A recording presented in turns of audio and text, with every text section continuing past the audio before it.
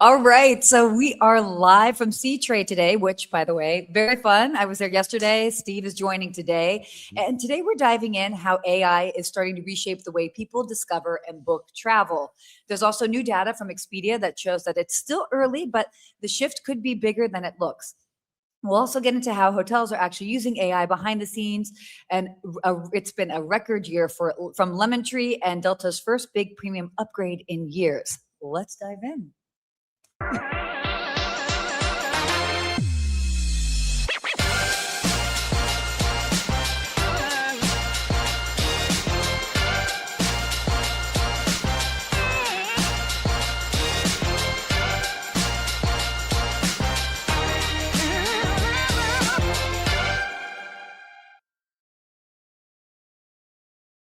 Good morning. Hey, here in person. Exactly. It's Awesome. nice. I like our fancy microphones. We're here at the Citizen M Hotel on South Beach as we're attending the Seatrade conference here today, and they're treating us really nicely here at the Citizen M. Yeah. Great conference room overlooking their lobby, full of activations. So thank you to this hotel for doing that for us. And Yeah.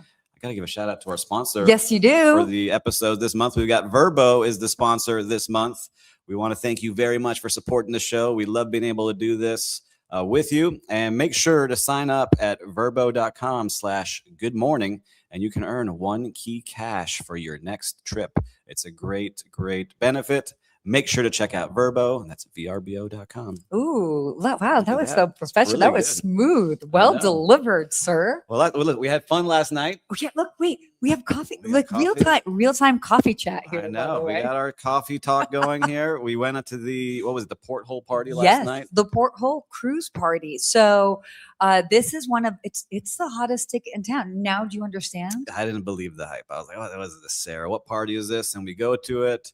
It's in the M2 nightclub here on South Beach, which was the former Mansion nightclub. I was like, I know this place. You're like, I know. You're like, oh, I'm 22 again. Yeah, well, 28, 29. I was still hanging around there. South Beach Steve was out there, but the party was great. All the big people from the cruise world were there. All the top executives were there.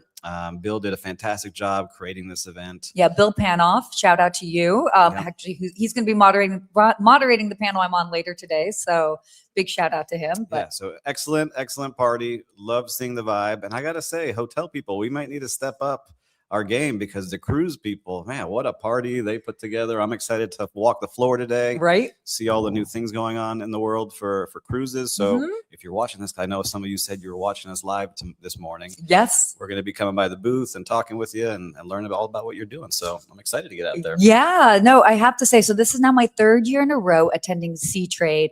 And I remember the first year, 3 years ago when I came and I'm like, oh, I'm the hotel girl. Like, how are they going to be accepting of me?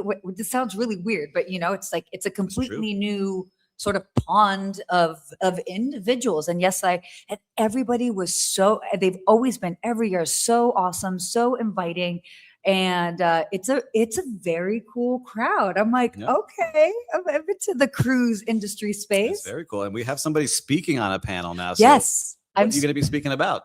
We're going to be talking about AI and how it's reshaping the guest experience in cruises. So I'm kind of excited about that. We've got some big tech guys on the panel. And then I guess I'm going to be bringing a little bit of the human side to the conversation. How do you use it for guest services and to make guests feel good? That's what you're going to bring to it. But I'm going to be in the audience and be like, I know her. I know her. Oh my gosh. Did you see her dancing last night? No, I'm kidding. No, none of that. Yep, you can tell. You see her voice. She was partying hard last night. Oh no. It was a great time. It was a great time. Yes. Thanks again for having us there. But we got a lot to cover today. We do. So why don't we go ahead and dive in here? So funny that I'll be doing an AI panel today because we are talking a lot about it today. So are hotels losing control of booking to AI? This is, as you can see here, Expedia says only 8% trust AI to actually book travel. This is interesting because obviously people are very comfortable with the discovery aspect. And by the way, I love that we're talking about this because I'm going to be bringing this up later today. But discovery behavior is obviously shifting. People are pretty comfortable when it comes to using AI. Oh, I feel like I had to push her into the AI world. Now she's AI queen. I love it. I mean, oh my gosh, you should see my mom and her chat GPT stuff. Anyway, so obviously discovery, people are really using it for discovery, but only 8% of bookings are actually currently influenced by AI tools. So what's that mean? Okay, people use it for discovery, but actually being comfortable enough to be like, okay, you just go book it for me. A lot of people are like, yeah, hold off there. Yeah, exactly. I think you're going to start to see it change a little bit because on the platforms, like I'm starting to use now multiple. Like I was doing research for a project, you should be on this AI panel. Gemini, Claude, and ChatGPT to see what they were going to give me, and they all give you things differently. And I'm starting to like how ChatGPT is starting to offer things up. Like they show you the reviews. Here's the link to actually check it out for yourself. So to push like some direct bookings that way was interesting to me, but I haven't let it go all the way through to actually make the booking with an AI. Oh yeah, no. Yet. But I would feel comfortable if I can say, this is what I want to go to. Here's the restaurant I want to go to. And this is the flight I want to take at this time. Go book it and just let me hit okay. I think I would be good with, but it's kind of like the early days of buying online. Yeah. You remember? Because we were old enough to remember, like, do you remember? Don't put your credit card. I don't know what you're talking about, Steve. I don't know. Yeah, we were alive before cell phones and the internet. People. Dial up. Oh my God. But yeah, it definitely is sort of like the first, again, anytime you're introducing any sort of new technology, there's a trust factor. Yes. And especially if you're going to you're having something AI buy for you, that means they've got your data. Like, is it just going to buy this one thing or is it going to go on a spending spree? Can you imagine you start getting Amazon deliveries because your AI starts just buying stuff that we thought you needed this? Yeah. I mean, it's going to start happening this way. I could see it, but I think travel, like, again, I'm going on a trip next week into Moab, and my whole trip was planned using it. Oh, really? Yeah, but this is the recommendation. Here's a hotel. Here's the, experience you should book. I double checked everything, but it served up everything. Was it accurate? Yeah. Okay. I booked everything it suggested, so I'll be able to report Really? back. Okay. Well, no, but I'm also glad that you double checked everything because I think that's still a tricky thing that I'll have because I've got, my private concierge clients all over the world, and I'll use it for like, okay, what are good Michelin rated restaurants that are going to be open on Wednesday night here, etc. And I do have to double check every so often. Sometimes it's wrong. Yeah, no, it's definitely wrong. But what I can't wait for is when, because I get a lot of requests to book actual dinner reservations. And I mean, I know booking dinner reservations, that's concierge 101, but it's also like the bane of my existence. And then now you don't even have people answering the phones half the time. I can't wait till my client can just ask me to book a dinner reservation. I can just type it in and I know that that's working in the background. I think you can do it already. Well, you can connect OpenTable to your true. ChatGPT. No. But how about you out there watching and listening? I know, Paul, you're always up to date on what's going on in AI, and a lot of you are always sending us messages about how you're using it. Let us know if you're going to trust it to book your travel coming up soon, because look, we're in that world, and I think it's going to only speed up this year. You see new tools coming out all of the time. Yeah, no, this is very true. Lou, good to see you. Welcome. We're almost sync. Hello from Charleston. I need to get back to Charleston. It's great there. I love that city. The food, everything, the vibe. So anyway, so definitely interesting to see what's going on. But speaking of AI, we're just going to continue on that track today. So Minor Hotels is building its AI stack for personalization.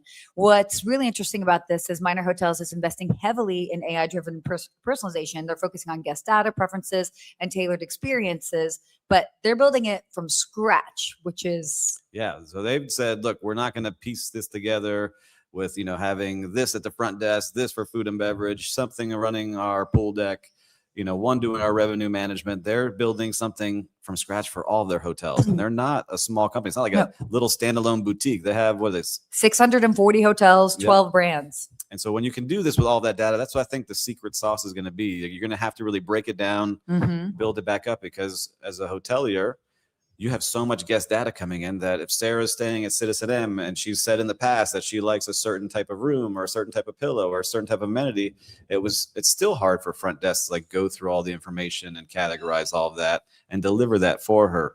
And so I think that's what we're really going to start seeing hotel companies do, if they can really embrace it, really personalize the experience for every single guest that comes through. Yeah, well, and because of that siloed data I mean, what is it? It's like only 3% of travel brands actually report having fully integrated customer data, which is crazy. That's insane. Yeah, just imagine like you make a pre-reservation right now. Like if you like, I was staying at a Marriott last week in Savannah.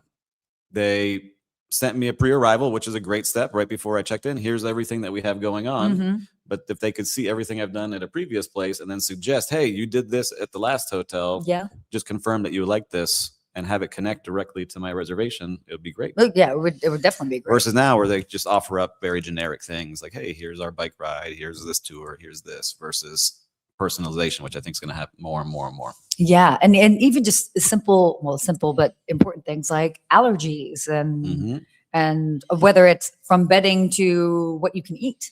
Yep. And like really making everything. Sure that, There's so much information that comes into a hotel. You don't realize it when you're in the restaurant for the room, for celebrations, for meetings, for events. It's just so many things. So the more that we can do here, I like it. So Minor Hotel, I'm excited to see what you create. We have to report back and see how they're doing because starting something from scratch is really hard. I've done it with a small hotel. Like, well, I don't have this tool. I don't have this tool. Where's this tool? And it's a new way of doing business. So let's see. Yeah, will definitely be pretty interesting. All right, why don't we move on here to our next topic? Oh wait, hold on. Someone wants to call their name. Is that Khalid? We can put you on there. Do you say Khalid or do you say Khalid? He probably says Khalid. Khalid. I know. Well, we called your name. We got you here in the show. Thanks for watching live. Oh my gosh, no, definitely. So, Lemon Tree's record year with an asset light strategy. So, Lemon Tree reports record performance driven by asset light growth, expansion without heavy ownership of real estate, sort of reinforcing this trend towards scalable and capital efficient models. Yeah. Look, the hotel groups understand now. You don't want to own the real estate. I think I saw an image today from Skift where yes, you did. It shows a graph very clear. The asset light model shooting up directly up. I think it was Hilton that broke out their just asset light model versus the properties they own. And the properties they own have kind of stayed flat, only growing at 20% versus the other, which I think was at 400% growth over the last couple of years that was on that graph. Yeah. There's just so much that goes into owning a piece of land and the real estate and operating it. And when you are the management company, you're getting your fee no matter what at the top. You don't pay for the labor. You don't pay for anything, right? You pay for the distribution and you get people inside that hotel. So it's really interesting to see. I think it's just going to be the way things go. So yeah. I mean, their record year, by the way, the hotel chain, they signed 56 new properties and opened 20 hotels for the year, basically through March of 2026. So yeah, I mean, that's. Yeah, look, that's the model. It is the model. We're doing something a little different. Like I'm building a hotel now. It's a small hotel. It's 20 rooms, a boutique luxury hotel, but we're kind of have both where we don't own the land. We lease the land and we're doing a revenue share and we're collecting management fees for that project. And we hope to be able to do that for other people as well. So it's a model that works for sure. And you see it growing and they're going to continue to push that. So Lemon Tree has some great properties. I see what they're starting to do and they're expanding. I think it was through India, right? Is what they're saying. So big brand in India and they're trying to make a big push there. So yeah, definitely. So yeah, that's our big takeaway from this. Asset light is no longer optional. It is the growth model. Asset light is right. Yeah. All right. Oh, we got something on the screen here. Whoa, what is this? What are we putting on it? Do you think the industry has its data clean and ready to implement AI fully? Yes, totally, or heck no? Lots of work to do. Ooh. I'm going to say heck no. Lots of work to do is my vote, but I think people really want to figure it out. They're just tied down. Some of these big companies don't let you change those systems. You have to get approvals at the corporate level. So it's going to start from the top. Like we were just talking about Minor. They're going to take it from the top and really change it. But put your vote in. I know a lot of you are watching this from your hotels now. Heck no. Make sure to put in your vote. I want to hear what you have to say because we have a lot of decision makers that watch this show. Yes, we do. We need them to start making these changes for all of us. Yeah. So there you go. Let us know your thoughts. I'm ready for this next topic. Oh, this is your topic. You're like, I'm just gonna lean away here. Okay, so oh my gosh, it's so obvious. Everybody knows my preferences at this point. So this is huge huge news in the aviation space. Delta One gets their first major upgrade in a decade. Delta is basically introducing upgraded premium cabins, which, and if you've been paying attention to what we've been covering, certainly well here, but then also in the Skift Daily Briefing, premium is where it's at, especially in aviation. And so you've got a lot of these bigger brands, United, obviously with Polaris. Delta is upgrading their premium cabins because they're spending and they're continuing to spend. So apparently they've got longer beds, larger screens. And I didn't realize that it's already been a decade since they kind of redid or just even, I think they maybe even reintroduced Delta One. Oh, it's big. So I know that's the only way you travel. So what are you most excited about seeing in this change? I mean, look, it's exciting to see that they've got new cabins. I know that they have. I mean, this was definitely overdue because United has launched a lot of new products lately, and so it makes sense. Yeah, I mean, in my mind, even with my status, I'm like, oh gosh, it's just going to make it harder for me to get those upgrades. But this, by the way, was interesting that in the article is that what they've been finding is that more and more people are actually still paying for these premium products, where before a lot of people would just be like using their upgrades to get it, like me. Just saying. Okay. But it's the people are paying for it and they're continuing to pay for it and they find the value. So that's why for them, they were like, okay, well, this is a worthwhile investment because people are actually paying for that product as opposed to relying on. Yeah, I mean, some of those flights are expensive. I was just looking. It's crazy to see how much people are actually paying for some of these flights, especially if you take it overseas. They get like 20,000 for a seat for some of these. You can. I book a lot of first class tickets for my clients. I mean, generally, previously what it had been about maybe it's like 12,000 ish, give it 12 to 15,000 for round trip first class. Oh gosh, it's more of a kind of like a business class, and you might be lucky if you could have gotten something about 8,000. Really lucky if you got about 5,000-6,000. But then you've got, for example, Air France La Première. They only have 4 seats. So that is, what is that? It's about 22,000 round trip. It's amazing. I know.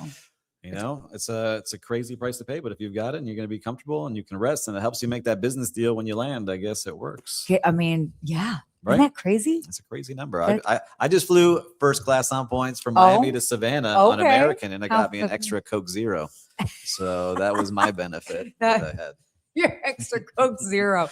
Well, how long was that flight? Hour and a half. Oh, see, this is where you have to use it.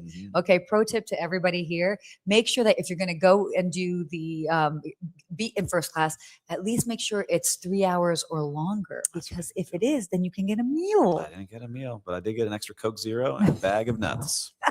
Oh, gosh. Wow. Thank you, American. I appreciate you. I'll see you soon. You're like, I'll be on it next week again.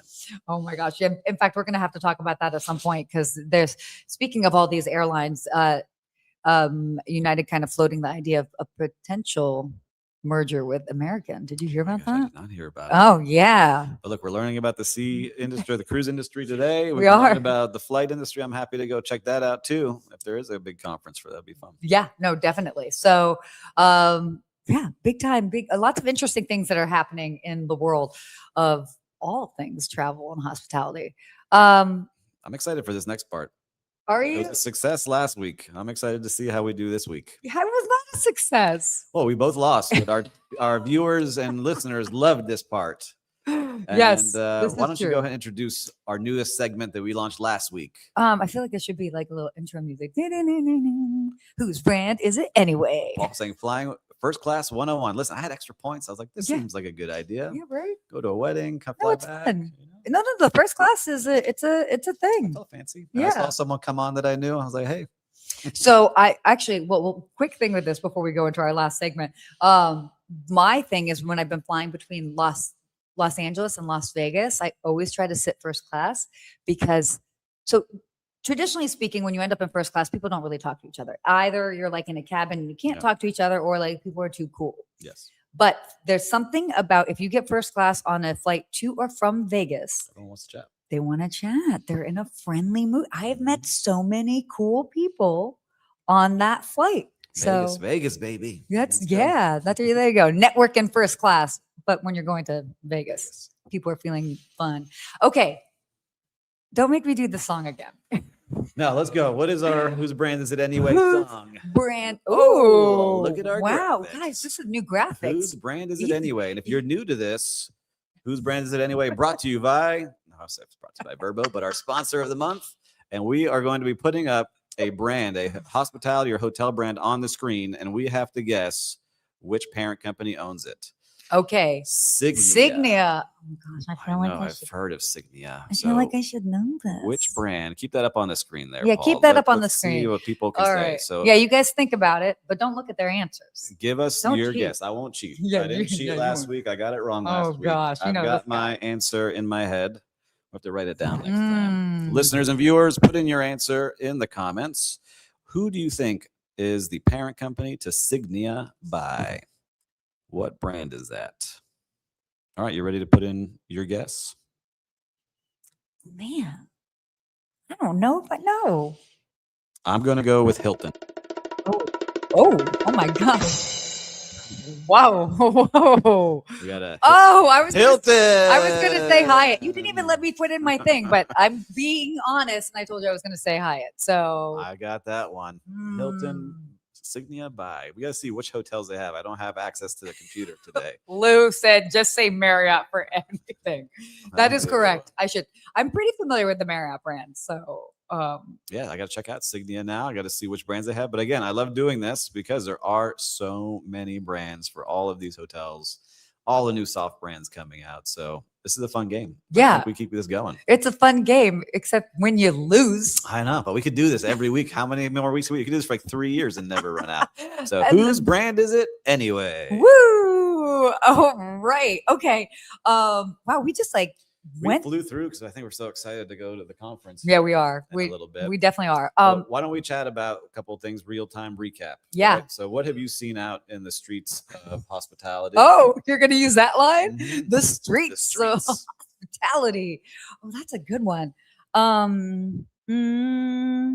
Goodness. I will start. Yeah, you start. I was just in Savannah, Georgia, as she thinks. Okay. And I got to check out a very cool. I've never been to this city, and I was very surprised. They have a lot of great hotel properties there. But one of them really stood out. I didn't stay there, but it was just next door, was the JW Marriott in Savannah, Georgia. The owner, which is part of the Kessler Hotels, created a museum, and they have a dinosaur sculptures in there. They have these geodes that are priceless all throughout the lobby. They have artifacts everywhere. And so basically he's created this world-class collection of art and artifacts and geodes and all these things. And he's educating you throughout the entire lobby with like touch screens. That's surrounded by restaurants. You posted a photo, but I didn't realize all. It was JW Marriott, and I was just so impressed that they took an area that was of not much a couple years ago on the riverside and created this whole district that people now are flooding to. So, really cool place. Shout out to the JW Marriott in Savannah. My hotel, on the other hand, could have been very good, but I got overrun by fraternity and sorority formal. And it was a party on every single floor. Oh, yeah? How was that? I felt like an old man, and my brother was there, and we were, I was president of my fraternity, and he was in a fraternity, and I was like, the old man, like, get back in your rooms at like 4 a.m. Oh, my God. I'm just imagining you guys in the middle of all of that chaos. Yeah. But good time in Savannah. I have to go back again soon. Yeah. Okay. Well, that sounds cool.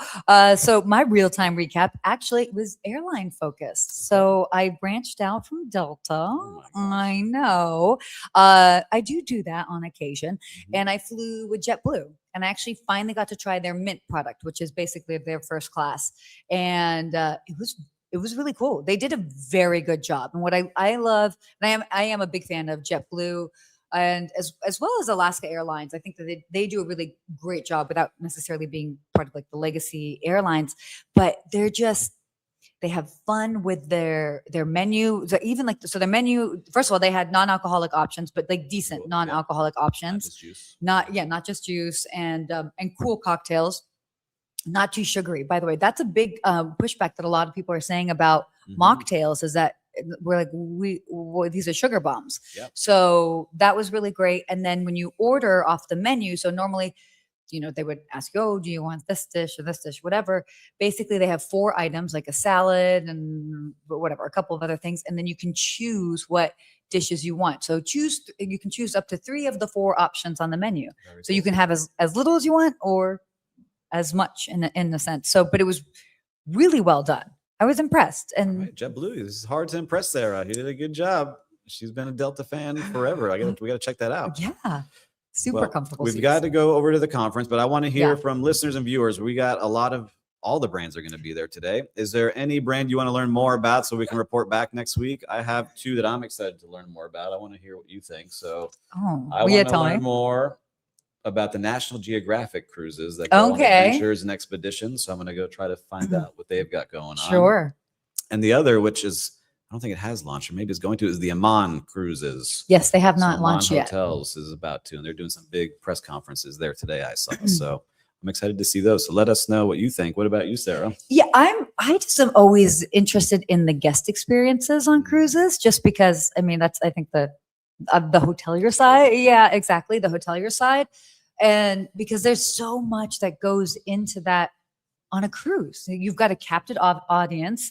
All the staff members, they don't go home. They just, they're there, they live there. And so they're really trying to, I think cruises are in this time where they're really trying to, the way that they stand out from the crowd is what they're doing on board. I know for a long time it was like about the destinations, and now you can reach a lot of the same destinations. You just kind of like choose which vibe you like. Yeah, exactly. And, but they're really trying to lean into that personalization and just make it feel very different. So I'm excited to hear more about that. Yeah, I'm excited. So, all right, listeners, we shared a good amount very efficiently today and quickly. Super efficient. But if you found anything of interest, as always, make sure to share this with a friend. They're going to find value in it. If you have not subscribed yet, like I always say, what do I say, Sarah? Like, subscribe, follow, share with your friends. It doesn't cost you anything. It doesn't cost you anything. It's free to hit the subscribe button, and it helps us out big time as well. And thank you out to Vrbo for sponsoring the show. And if you're at Seatrade today, make sure to check us out on the floor. Come say hi. If you see us, come say hi. Sarah's not as scary as she looks in person. She'll be nice to you. Don't worry. Come to my panel at 1:30 today. 1:30 today panel. I'm excited to be in the audience. It's going to be awesome. I probably will be cheering her on, yelling, and trying to embarrass her and throw her off for a game. But she'll do a great job. What does she know about AI? A whole lot. Yeah. Well, until next week. Stay hospitable. Oh, we got it right.